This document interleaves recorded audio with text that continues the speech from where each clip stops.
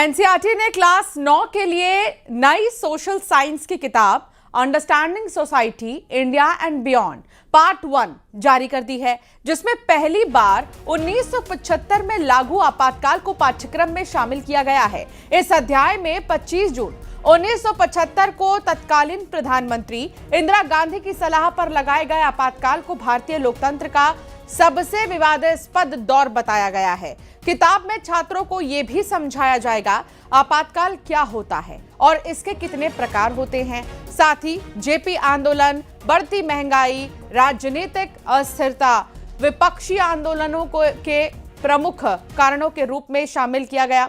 इस चैप्टर में इलाहाबाद हाईकोर्ट के उस फैसले का भी उल्लेख है जिसमें इंदिरा गांधी का चुनाव अमान्य घोषित किया गया था। इसके अलावा जनवरी 1977 में चुनाव कराने की घोषणा और मार्च 1977 में आपातकाल समाप्त होने की जानकारी भी चैप्टर में दी गई है।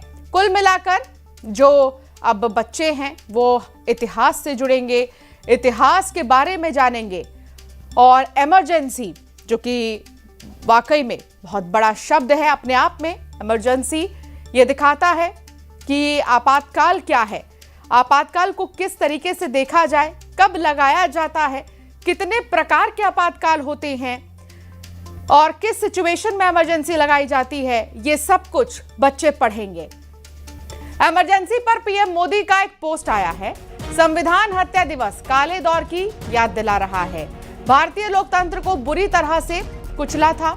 आपातकाल का विरोध करने वालों को नमन। पीएम ने लिखा, हम लोकतंत्र संविधान की रक्षा करते रहेंगे। इमरजेंसी पर प्रधानमंत्री नरेंद्र मोदी का आज पोस्ट आया सोशल मीडिया पर। उन्होंने लिखा अपने पोस्ट में, संविधान हत्या दिवस काले दौर की याद दिला रहा है। भारतीय लोकतंत्र को बुरी तरह से कुचला था। आपातकाल का विरोध करने वालों को नमन। हम लोकतंत्र संविधान की रक्षा करते रहेंगे।